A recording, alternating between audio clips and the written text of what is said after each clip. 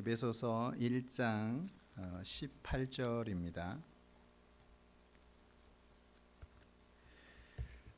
에베소서 1장 우리 18절로 23절까지인데요.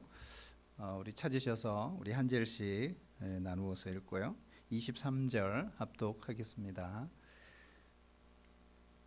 18절입니다. 너희 마음의 눈을 밝히사 그의 부르심의 소망이 무엇이며 성도 안에서 그 기업의 영광의 풍성함이 무엇이며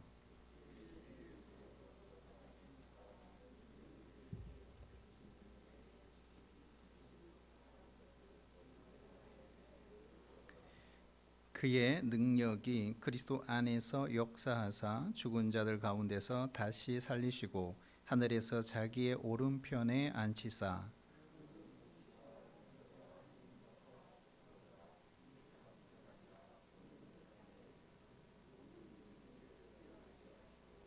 또 만물을 그의 발 아래 복종하게 하시고 그를 만물 위에 교회의 머리로 삼으셨느니라.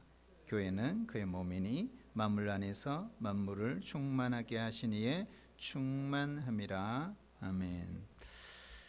우리 마지막 찬양이 참 은혜되네요. 주님 나의 힘이십니다. 주님만이 나의 산성이십니다. 주님만이 나의 뿌리시고 주님만이 나의 능력이십니다. 여러분 믿으세요?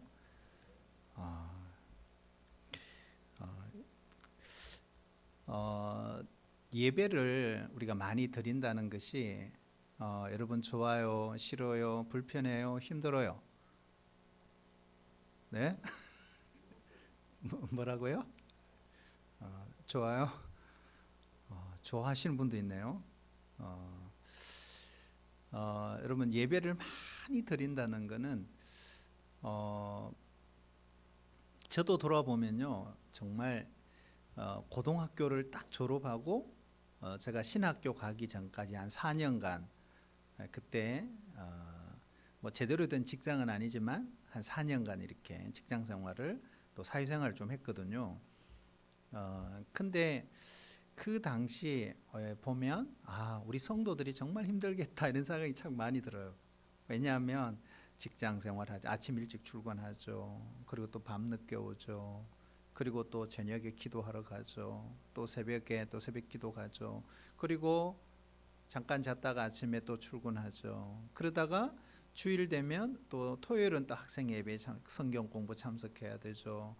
또 저녁에 또 되면은 주일 되면 예배 드리고 저녁 찬양 예배 드리고 뭐 이렇게 참 일주일이 막 그렇게 돌아가는 거 보면 정말 성도들이 힘들겠다 이런 생각을 이제 그때 한 4년 동안 이 사회생활을 하면서 그런 것들을 참 많이 느꼈어요.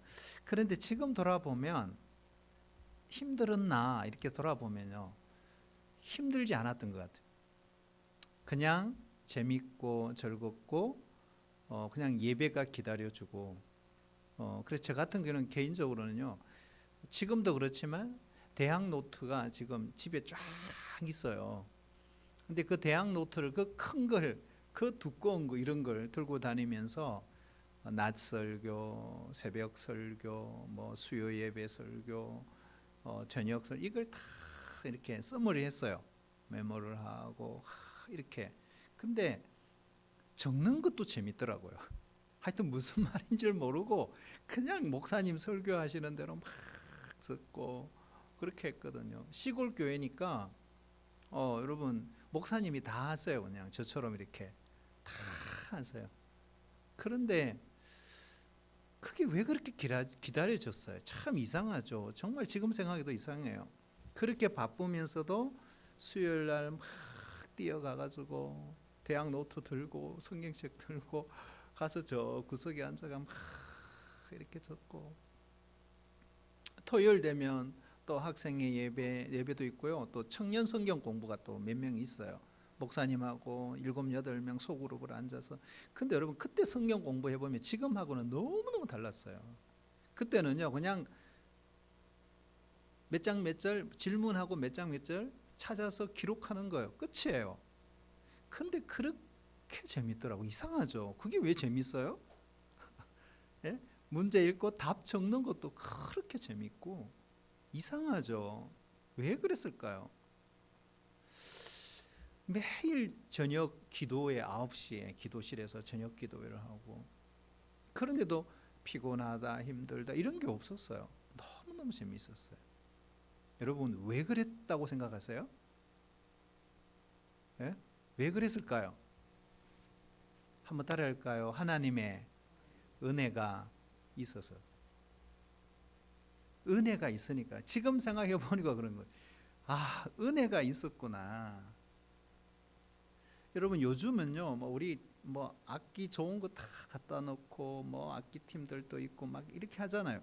그 당시는요, 악기 없어요. 이런 거 아무것도 없어요. 기타, 베이스, 드럼 아무것도 없잖아요. 그냥 피아노 한 대요. 한 대 딱 갖다 놓고 그냥 목사님이 찬양을 하세요. 그런데 그렇게 은혜가 되는 거예요. 희한하죠. 여러분 왜 그랬을까요? 악기가 안 좋아서, 시스템이 안 좋아서?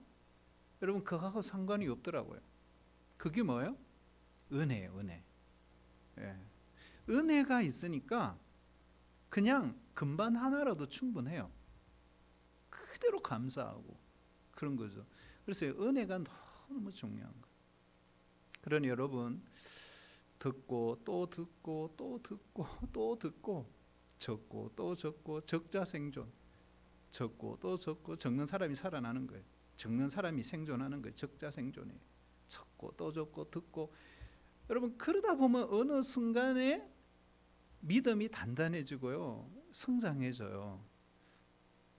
근데 요즘에는요, 보는 것, 듣는 것, 좋은 게 너무 많아요. 그렇잖아요.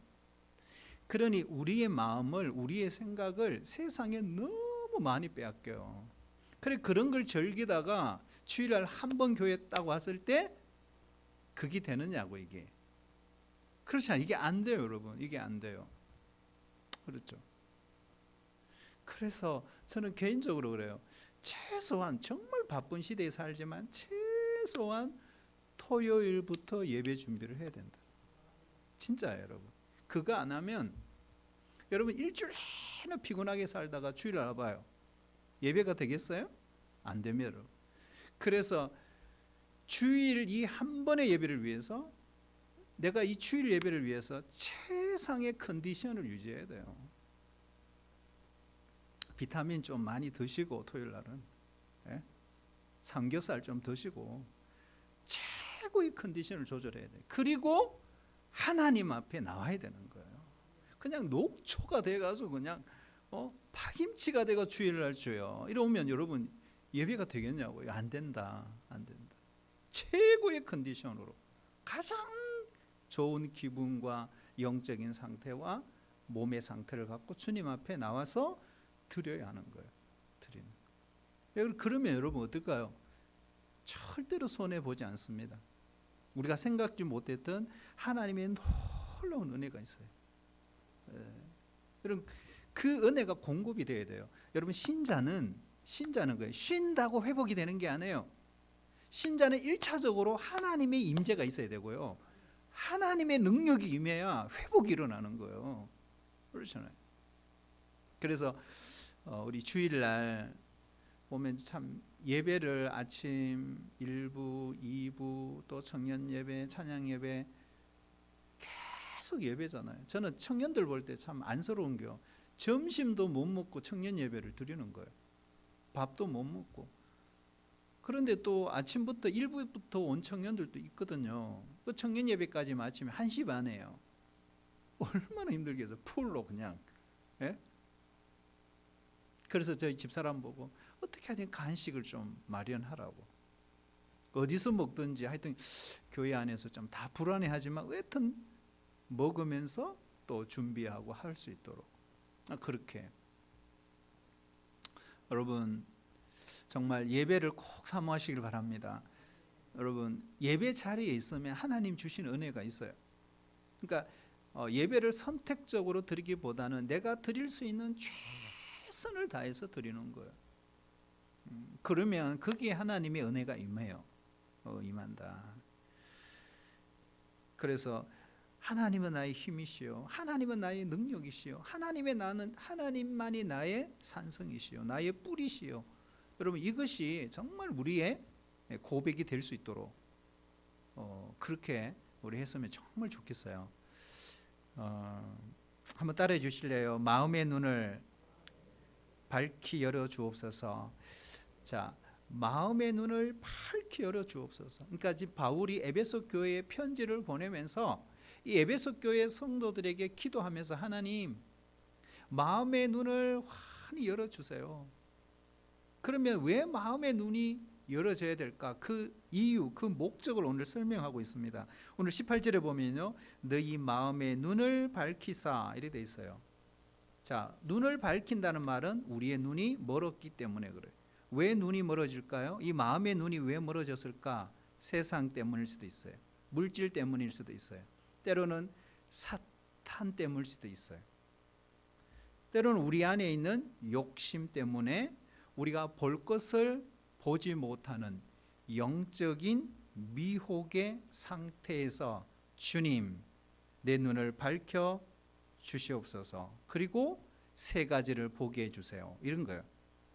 눈을 열어달라는 것은 바로 이 세 가지 때문에 이 세 가지를 보게 하기 위해서 눈을 열어달라는 거예요. 그 세 가지가 뭐냐? 18절 보면 중반절 위에 계속 보면 부르심의 소망, 기업의 영광, 하나님의 능력이 얼마나 놀라운 것인지를 깨달을 수 있도록 이들의 눈을 열어 주옵소서. 이렇게 오늘 바울이 기도를 하고 있는 것입니다. 첫 번째는요, 부르심의 소망이 무엇인지 깨닫게 해 주십시오. 자, 여러분 부르심의 소망이 무엇인가? 부르심의 소망, 이것이 바로 소명이라 그러죠. 소명. 여러분 우리 인생에는 다 이 소명에 문제가 있어요. 이 소명이 뭔가? 바울은 하나님의 이 부르심의 은총을 깨달은 사람이에요. 바울은 예수님을 만나자마자 소명을 발견했어요. 그리고 그의 인생이 완전히 변했거든요. 하나님은 이 바울을 향해서 이렇게 말해요. 사도행전 9장 15절에 보면 이 사람은 내 이름을 이방인과 임금들과 이스라엘 자손들에게 전하기 위하여 택한 나의 거릇이라 이렇게 했어요. 어떤 사람은요, 예수님 믿고 나서 한창 뒤에 세월이 흐르고 난 뒤에 소명을 발견한 사람도 있습니다. 그리고 어떤 사람들은요, 예수 믿자 말자 바울처럼 소명을 바로 발견하는 그런 사람도 있어요. 근데요, 여러분 소명을 일찍 발견하든 늦게 발견하든 그보다 더 중요한 것은 하나님은 모든 신자에게 이러한 소명을 주신다는 거예요. 다 부르심이 있어요. 예를 들면 이거죠. 하나님은 어떤 사람은 교사로 부르셨어요. 교사는 교사로, 엔지니어는 엔지니어로, 디자이너는 디자이너로, 그렇죠? 사업가는 사업가로, 목회자는 목회자로. 그렇게 하나님께서 직업을 통해 우리를 부르신다고 하는 확신, 이걸 갖는 게 되게 중요해요. 여러분 이 확신이 없으면 흔들려요. 그래서 직장 생활도 힘들어요. 하나님이 나를 이곳에 부르셨구나. 나를 이곳에 부르셔서 하나님께서 무엇인가 하시고자 하는 뜻이 있구나. 그래서 직업을 통해 여러분 하나님을 섬길 수 있어야 돼요. 내가 비록 요셉도 오늘 이야기했잖아요. 비록 종이라도 종으로서 하나님을 섬기는 일을 그는 했어요. 총리면 총리로서 그 부르심의 자리에서 하나님이 하시라고 하는 일을 그 했어요. 그러니까 우리가 있는 그 자리는 하나님 나를 그곳에 부르신 거예요. 그래서 직업을 통해서 우리를 부르신, 이것을 바로 직업 소명설이라고. 존 칼빈은 개혁교회 아버지죠. 장로교회 아버지 존 칼빈은 직업에 소명이 있다 이렇게 이야기를 하는 거예요. 그래서 여러분 앞으로 내일부터 우리가 있는 그곳에서 하나님이 나를 이곳에 보내주셨구나. 이 직업 소명을 갖고 하나님을 섬기는 우리 성도들이 꼭 되시기를 바랍니다. 그리고 하나님은요, 직업을 통해서 부른 게 아니에요. 가정을 통해 우리를 부르십니다. 어떤 사람들은요, 예수님을 믿는 사람이라고는 한 사람도 없는, 영적으로 아주 깜깜한 그곳에 시집도 가고 장가도 가고, 그래서 오랜 세월 동안 눈물 흘리기도 해요. 그래서 그가 붙드는 것은 오직 한 가지, 사도행전 16장 31절 말씀처럼 주 예수를 믿어라, 그리하면 너와 내 집이 구원을 받으리라, 이 말씀뿐인 거예요. 그러나 하나님은 그를 통해서 믿지 않는 가정을 구원하고자 하는 그런 계획을 갖고 계시는 것이죠. 그래서 그 사람을 그렇게 하나님이 부르신다는 거예요. 여러분, 그것뿐만 아니죠. 하나님이 교회를 통해서도 부르신다. 왜 하나님이 이 땅에 교회를 세우셨을까? 왜 이 땅에 하나님께서 성도를 주셨을까? 여러분, 거기에는 하나님의 뜻이 있고 하나님의 비밀이 있어요. 여러분, 우리 동부교회로 하나님 우리를 부르셨잖아요. 그냥 온 게 아니에요. 그저 온 사람은 아무도 없어요. 아무 뜻 없이 그냥 교회에 온 사람은 한 사람도 없어요. 교회를 통해 하나님이 부르신 그 뜻과 목적이 분명히 있습니다. 그래서 그 뜻을, 그 부르심에 우리가 응답하면서 살아가야 하는 것입니다. 그래서 오늘 사도 바울은 에베소 교회가 뭘 깨닫기를 원한다고요? 부르심의 소망, 바로 이 소명을 꼭 깨닫기를 원한다, 이 기도하는 거죠. 두 번째는요, 에베소 교회 성도들이요, 기업의 영광의 풍성함이 무엇인가를 깨닫기를 원한다. 자, 여기에 보면 기업의 영광의 풍성함이라고 그랬어요. 여러분, 기업의 영광, 이게 뭘까요? 이것이 바로 천국의 기업, 그 천국의 기업이 얼마나 풍성한지를 깨닫기를 원한다, 이런 거죠. 여러분, 성도는요, 이런 영적인 유산, 영적인 기업에 눈을 떠야 합니다. 우리가 구약 성경에 보면 여호수아가 가나안 땅을 다 정복하고 난 뒤에 지파별로 기업을 줘요. 다 줘요. 그런데 한 지파만이 기업을 주지 않았죠? 그 어느 지파죠? 어느 지파요? 레위 지파죠. 레위 지파에게는 기업이 없어요. 왜요? 왜 레위 지파는 기업을 안 줬죠? 이유가 있죠. 여호수아 13장 33절을 보면 여호와께서 그들의 기업이 되심이라 그랬어요. 하나님이 그의 기업이 되신다. 천국의 기업의 이 축복을 우리는 알아야 합니다. 여러분, 천국의 기업, 그것이 얼마나 풍성한가 하는 걸 아는 것이 정말 중요하죠. 하늘의 끝에 약한 사람들이 있어요. 세상에 막 밀려버리는 거예요. 아브라함이요, 그 조카 롯에게 이렇게 말하잖아요. 나를 떠나가라. 네가 좌하면 내가 우하고 네가 우하면 내가 좌하리라. 여러분, 이 아브라함은 뭘 느끼세요? 아브라함은요, 하나님과 밀접한 관계가 있었던 거예요. 말하자면 천국의 기업이 풍성했던 거예요. 그러니 세상의 것들을 손쉽게 놓을 수 있었던 거예요. 그래서 오늘 조카에게 이런 말을 하게 되는 것이죠. 그리고 마지막 하나만 더 보면, 오늘 여기에 한번 보려고 그러는데요, 바울이 에베소 교회 성도들에게 눈을 열어 무엇을 깨닫게 하기를 원하는가, 한번 따라올까요? 하나님의 능력이 지극히 크심을 깨닫기를 원합니다. 그러니까 하나님의 능력이 얼마나 큰지, 이 하나님의 능력을, 그 크심을, 그것도 지극히 크심을 깨닫기를 원한다. 여러분, 능력이 필요하지 않으세요? 그렇잖아요. 우리가 살아가다 보면 우리 삶에 문제가 없고 순탄할 때는요, 내 힘으로 다 살아갈 수 있을 것 같아요. 그러나 인생은 그렇지가 않아요.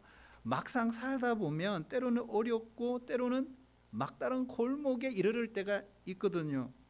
그때는 우리 힘으로 어찌할 수 없는 일들도 있어요. 그때 뭐요? 능력이 필요한 거죠. 여러분, 사람은요, 정말 위대한 존재 같이 보이지만 실제로는 그렇지가 않아요. 정말 연약해요.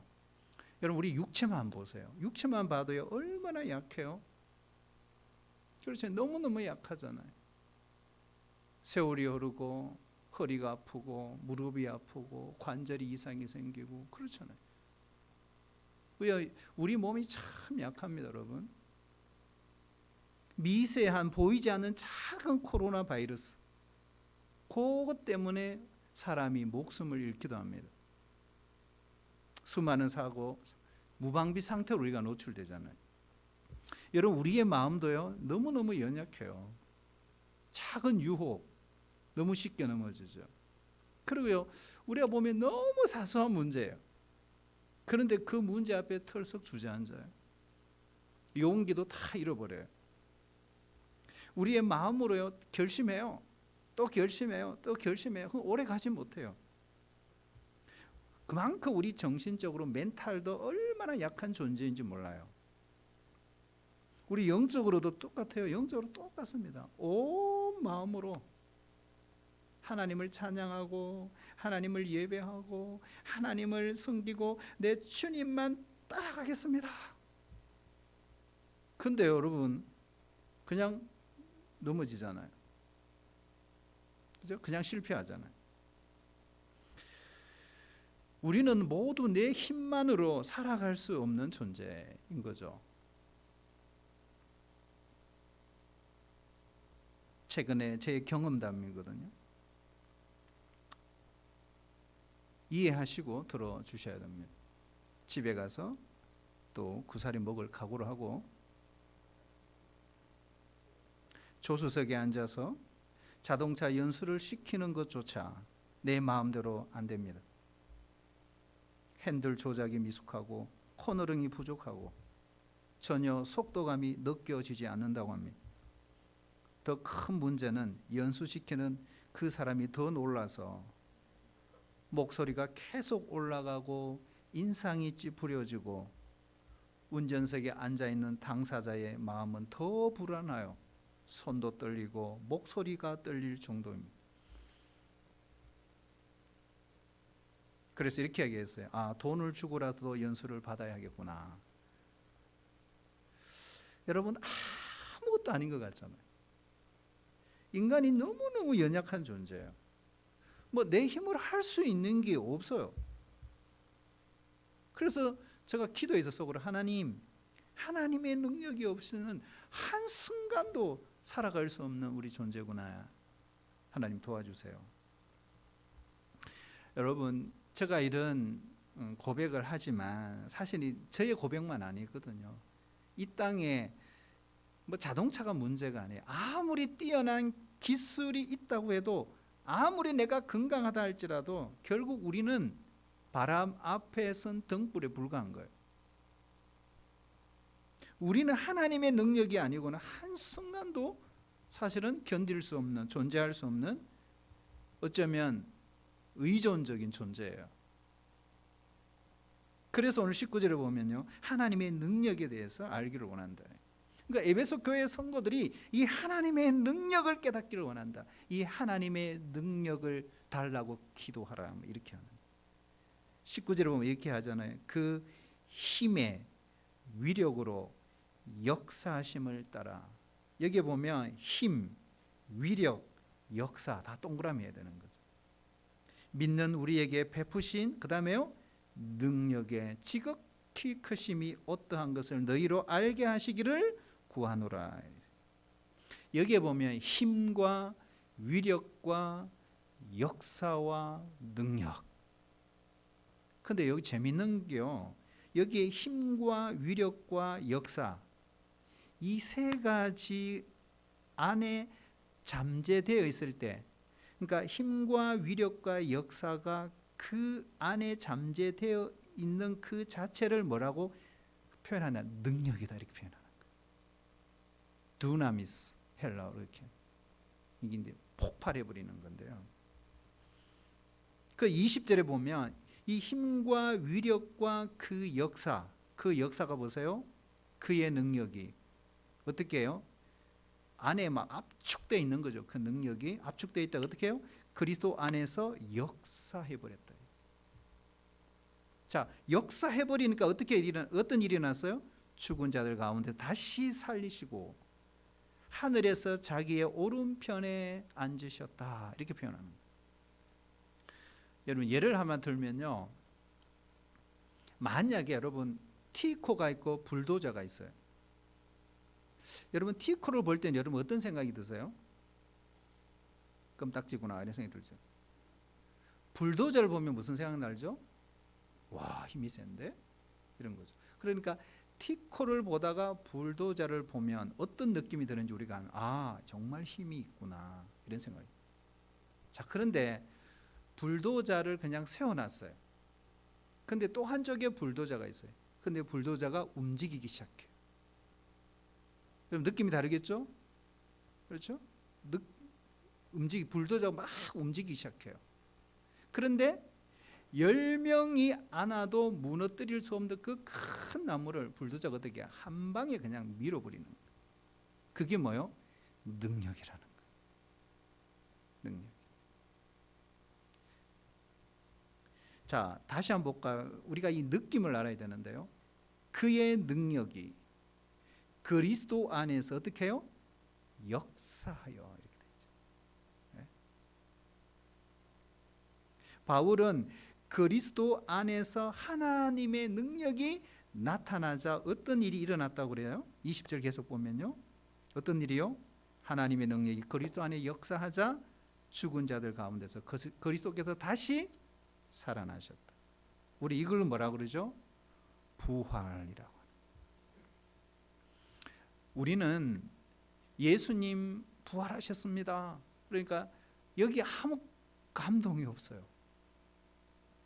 예수님 부활을 마치 당연한 것처럼 여기거든요.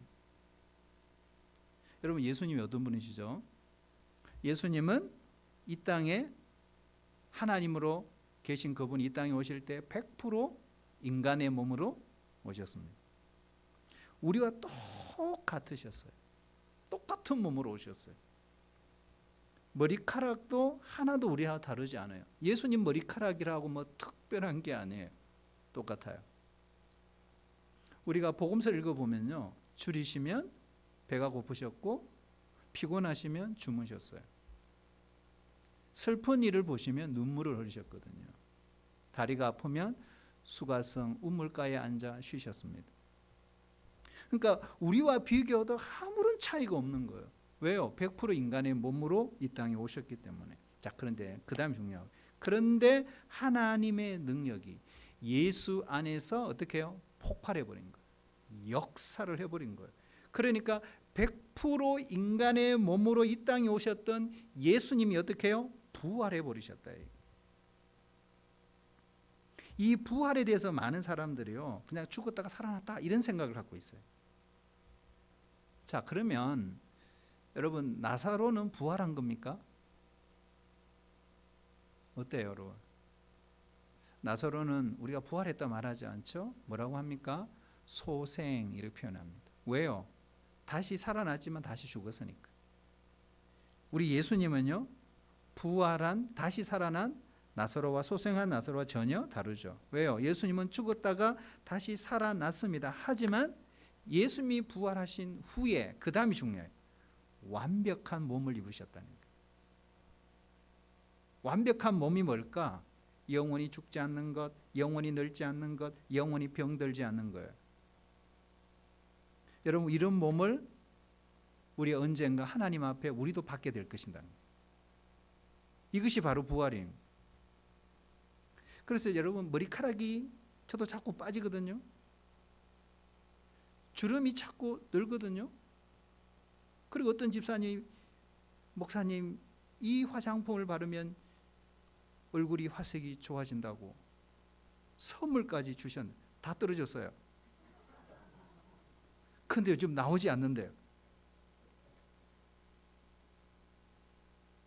로션과 스킨이 완벽하게 하나로 조화된, 한 번으로 모든 것이 끝나는.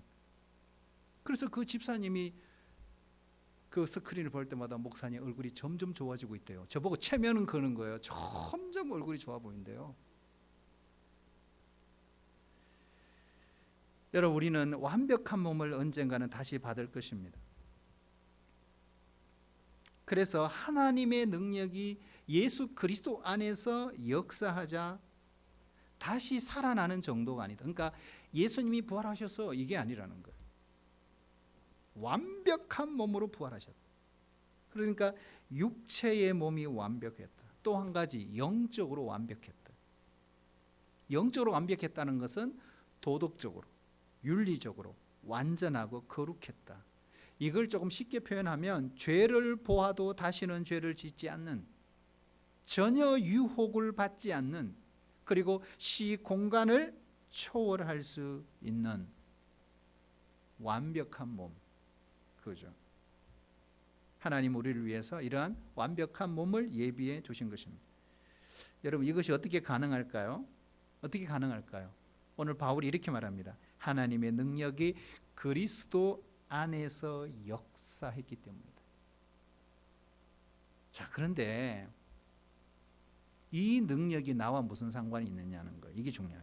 자, 이 능력이, 이 부활의 능력이 나와 무슨 상관이 있습니까? 이게 중요한 거예요.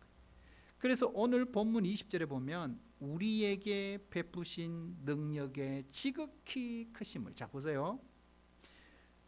예수님 안에서 하나님의 능력이 폭발했어요.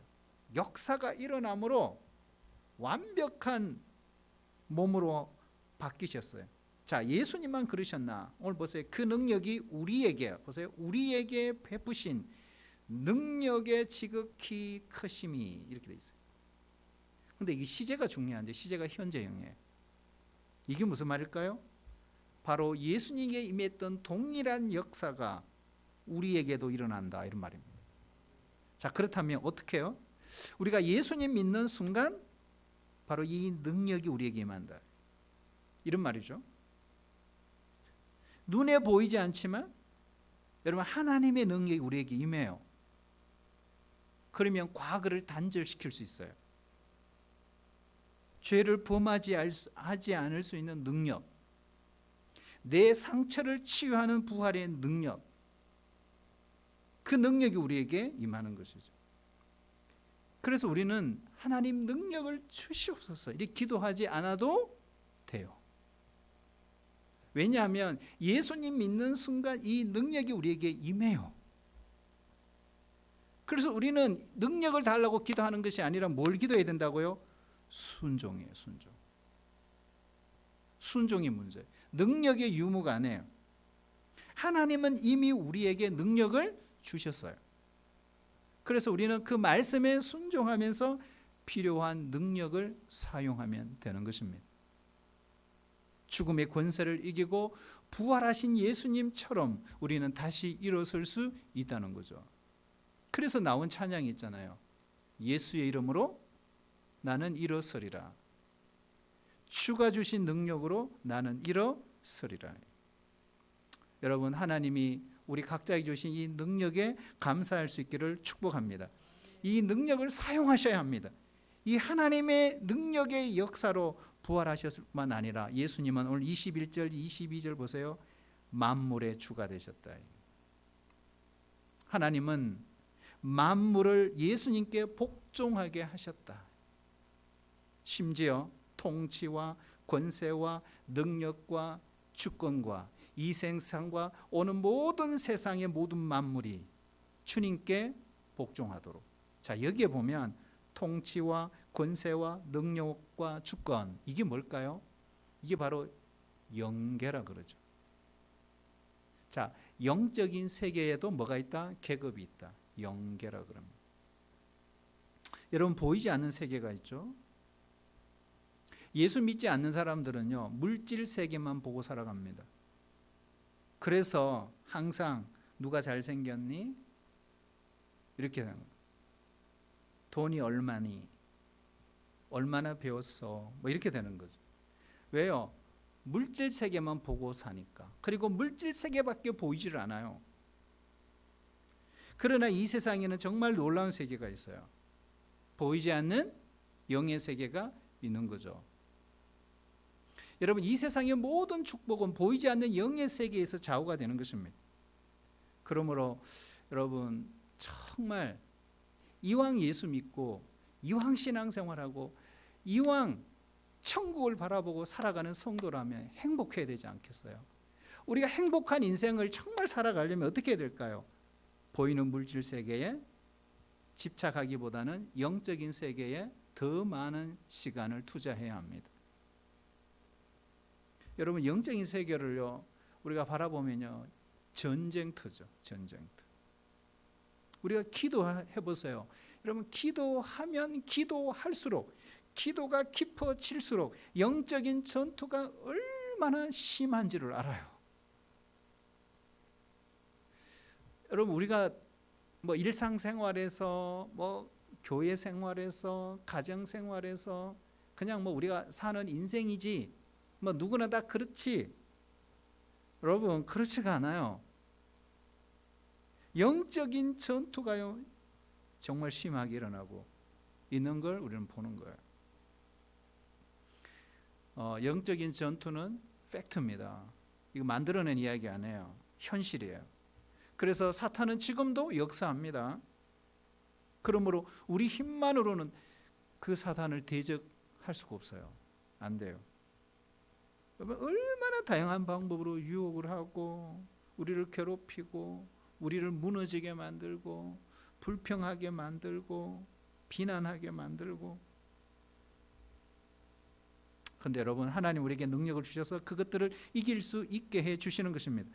그러면 여러분, 오늘부터 예수님의 그 이름의 능력을 꼭 사용할 수 있기를 축복합니다. 우리는 패배주의자로 부름받은 게 아니에요. 우리는 결단코 뒤돌아서면서 무너지는 존재로 하나님 우리를 부르신 게 절대로 아닙니다. 우리는 비록 연약하지만 넘어지는 그런 존재로 부르신 게 아니에요. 사도 바울이 이렇게 말하잖아요. 우리의 몸은 후패하나 우리의 속사람은 날로 새롭도다. 치아가 빠지고 눈도 침침해지고 머리카락이 계속 빠져도 여러분, 하나님의 능력으로 이 세상을 이길 수 있는 존재로 부름받은 존재입니다. 나를 약하게 보지 마세요. 나 자신을 보고 나 환경을 보고 낙담하지 마세요. 우리는 그 현실을 충분히 이길 수 있는 능력이 있어요. 하나님께서 우리에게 놀라운 능력을 주셨어요. 그러므로 이번 한 주간 살아가실 때 여러분, 이 하나님의 능력을 사용하시기를 축복합니다. 그리고 이 세상을 이기셔야 합니다. 우리 자신과 싸워 이기셔야 합니다. 내 환경과 싸워 충분히 이길 수 있습니다. 사단과의 영적인 전투에서도 승리할 수 있습니다. 우리는 끌려가는 자가 아니라 이끌고 가는 자입니다. 우리는 그 시간과 물질의 노예가 아니라 도리어 시간과 물질과 환경을 지배할 수 있는 충분한 능력을 갖고 있는 하나님의 백성들입니다. 그래서 예수의 이름으로 물리치세요. 예수의 이름으로 기도하세요. 예수의 이름으로 충분히 이길 수 있습니다. 이번 한 주간 우리의 마음의 눈이 활짝 열려 이 하나님의 능력을 체험하며 살아가는 한 주간 되시기를 주의 이름으로 축복합니다.